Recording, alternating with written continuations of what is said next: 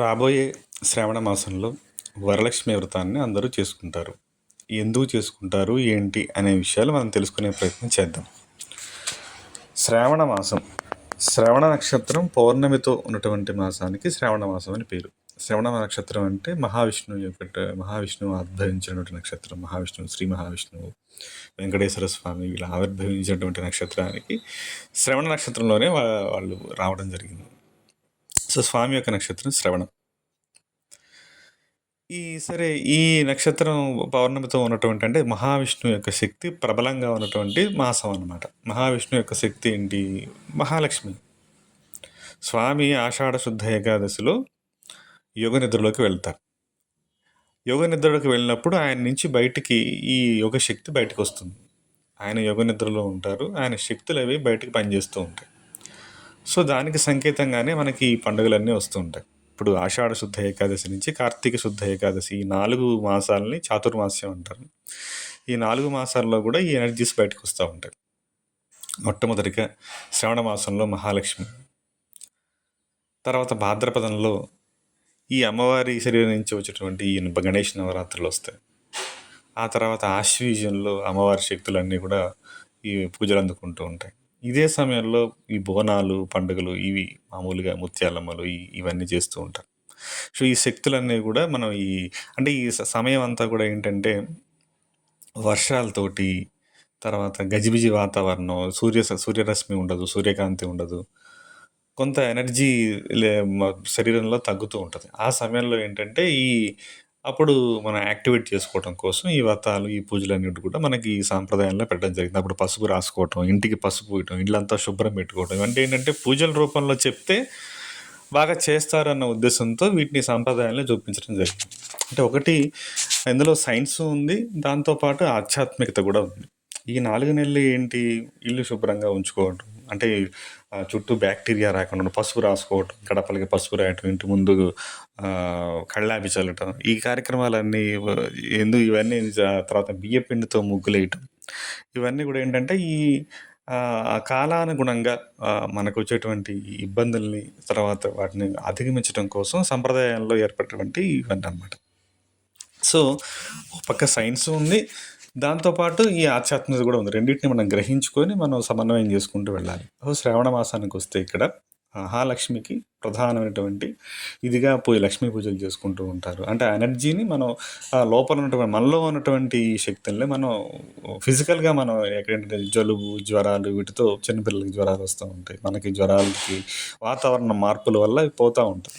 వీటి నుంచి మనల్ని మనం రక్షించుకోవడం కోసం, మనం ఎనర్జీ చేసుకోవడం కోసం ఇవన్నీ ఏర్పడ్డాయి. సో అందులో ఇది ప్రధానమైంది శ్రావణ మాసంలో వచ్చేటువంటి వరలక్ష్మి వ్రతం. సో ఇది స్థూలంగా ఇందులో వెనక ఉన్నటువంటి అంతరార్థం. సో లక్ష్మీ స్వరూపాలు ఏమిటి అన్నదానికి అగస్త్య మహాముని ఒక శ్లోకం చెప్పారు. ఆ శ్లోకంలో 6 లక్ష్మీ స్వరూపాలు వర్ణిస్తారు. శుద్ధలక్ష్మి, మోక్షలక్ష్మి, జయలక్ష్మి, సరస్వతి, శ్రీలక్ష్మి, వరలక్ష్మి, ప్రసన్న మమ సర్వదా. శుద్ధలక్ష్మి, మోక్షలక్ష్మి, శ్రీలక్ష్మి, జయలక్ష్మి, సరస్వతి. శుద్ధలక్ష్మి, మోక్షలక్ష్మి, జయలక్ష్మి, సరస్వతి, శ్రీలక్ష్మి, వరలక్ష్మి, ప్రసన్న మమ సర్వదా.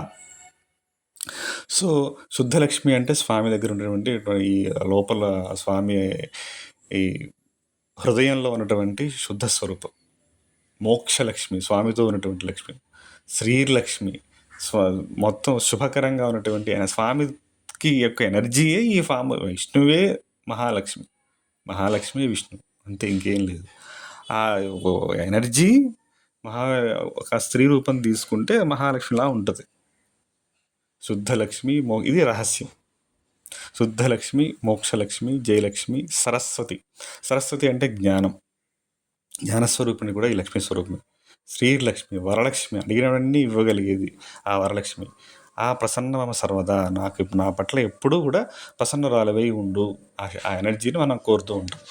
ప్రత్యేకించి ఈ వరలక్ష్మికి సంబంధించి వ్రతం ఏంటంటే పౌర్ణమికి ముందు వచ్చే శుక్రవారం చేసుకొని అమ్మవారు ఉపదేశం చేశారు. పూర్వం మగధ రాజ్యంలో కుండిన అనేటువంటి నగరంలో చారుమతి అనేటువంటి ఒక సద్గుణ సంపన్నురాలు ఉండేది.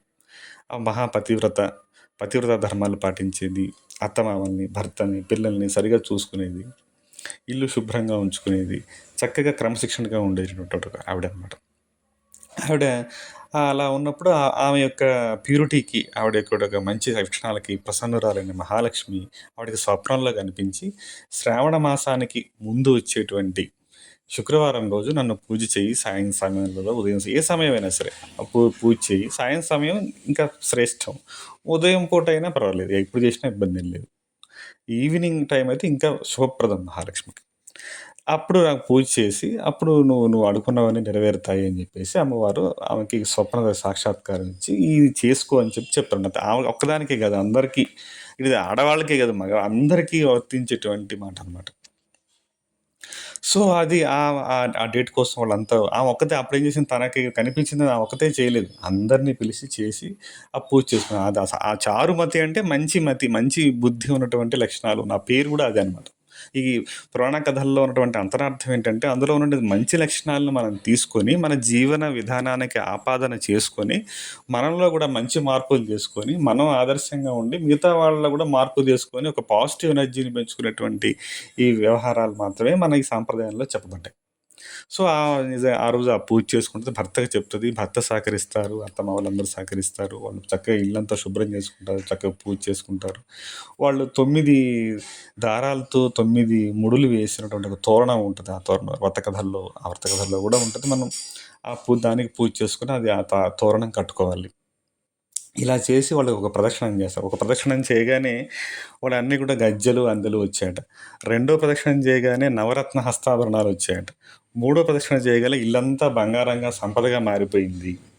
వీటి అంతరార్థం ఏంటంటే, ఒకటి మన ఇల్లు శుభ్రంగా ఉంచుకోవటం వల్ల ఉన్నటువంటి బ్యాక్టీరియా నుంచి, లేకపోతే ఈ జబ్బుల నుంచి రక్షింపబడతాం. మన శరీరం పరిశుభ్రంగా ఉంచడం వల్ల ఏవైతే ఈ వర్షాకాలంలోనే ఈ శ్రావణ మాసం ఉంటది. ఈ ఈ వర్షాకాలంలో మనల్ని రక్షించుకోవడం కోసం ఇల్లు పరిశుభ్రంగా ఉంచుకోవాలి. ఆ నెలంతా కూడా రోజు దీపం పెట్టుకోవాలి. ఉదయం, సాయంత్రం అర్థం ఏంటంటే ఇల్లు శుభ్రం చేసుకోవటం, మంచిగా కాళ్ళు కడుక్కోవటం, చక్కగా స్నానం చేయటం, దీపం పెట్టడం ఇలాంటివి చేయటం వల్ల మనల్ని మనం రక్షించుకోవడం. దీన్ని పూజ రూపంలో మనం జొప్పించి మనకు చెప్పడం జరిగిందనమాట. సో, ఈ విధంగా గ్రహించి ఈ ఈ జాగ్రత్తలు పాటించి, అమ్మవారిని పూజించి, ఆ రకంగా అమ్మవారి యొక్క అనుగ్రహాన్ని మనం పొందాలనమాట. దానికోసం అని చెప్పేసి ఈ వ్రతం ఏర్పాటు జరిగింది. ప్రత్యేకించి ఈ శ్రవణ మాసం ఎందుకంటే, శ్రవణ నక్షత్రం అనేది స్వామి యొక్క నక్షత్రం. మహావిష్ణువు యొక్క శక్తి అని మహాలక్ష్మి ఎక్కువ యాక్టివేషన్‌లో ఉన్నటువంటి సమయం అనమాట. ఈ సమయంలో మనల్ని ఆ దివ్య చైతన్యానికి మనం దగ్గర అయ్యేటువంటి మనం పూజ రూపంలోనో, లేకపోతే వ్రతం రూపంలో, దీపం రూపంలోనో, ఏదో రూపంలో అమ్మవారిని అలా స్మరిస్తే, ఇంకా ముఖ్యంగా కనకధార స్తోత్రం చేయటం, లేకపోతే లక్ష్మీ అష్టోత్తరం చదువుకోవటం, మహాలక్ష్మి ఏమీ తెలియకపోతే ఆమెను స్మరించటం. జస్ట్ స్మరించినా చాలు. స్మరేన్ ముక్తి. స్మరిస్తే చాలా సంబంధించిన అదే చూసుకుంటుంది. మనకి ఏం తెలియకపోయినా ఇల్లు శుభ్రం చేసుకొని, జస్ట్ దీపం పెట్టుకొని నమస్కరించినా చాలు. ఇవి కాస్త తెలుసుకొని ఏదైనా యూట్యూబ్‌లో వాటిలో చూసి విని చేస్తే ఇంకా మంచిది. ఒకటి మన ఇందులో ఆరోగ్య సూత్రము ఇమిడిపడి ఉన్నది. ఇంకోతో పాటు కొంచెం ఈ పరిశుభ్రత పాటించుకోవటం, కాస్త ఉపవాసం చేయటం, కొంచెం ఆ నెలంతా శుభ్రంగా ఉంటే వీటి వల్ల మనం వాతావరణం నుంచి కాపాడుకోబడతాం. ఆధ్యాత్మికంగా కూడా మనం ఇంకా మెరుగై ఒక మంచి లక్షణాలని అందరితో ఇంకోటేంటి వాయనాలు ఇవ్వటం. ఎప్పుడు ఇరుగు పొరుగు అన్నాక ఒకటి అభిప్రాయ భేదాలు ఉంటాయి అందరికి. ఇట్లా కొద్దిగా సామూహికంగా చేసుకోవటం వల్ల ఏంటంటే, వాళ్ళు ఒకళ్ళొకళ్ళు కలవటం, తర్వాత వాళ్ళతో మాట్లాడటం. సో, అల్లమరికలు లేకుండా ఒక అభిప్రాయ భేదాలు ఏమైనా ఉన్నా గానీ, ఇట్లాంటివి చేసుకోవటం వల్ల అవన్నీ వాటి నుంచి మనం విముక్తి పొందుతాం. వాటి నుంచి ఏంటంటే, భేదభావాలు లేకుండా అందరితో సమానంగా ఉన్నటువంటి ఒక మంచి లక్షణాలు వస్తాయి. సో, ఇలా ఆచరించుకోవాలని చెప్పేసి మన సంప్రదాయాల్లో ఉన్నవి. అందరూ ఆచరించి లక్ష్మీదేవి అనుగ్రహాన్ని పొందుదురుగాక. జై లక్ష్మి.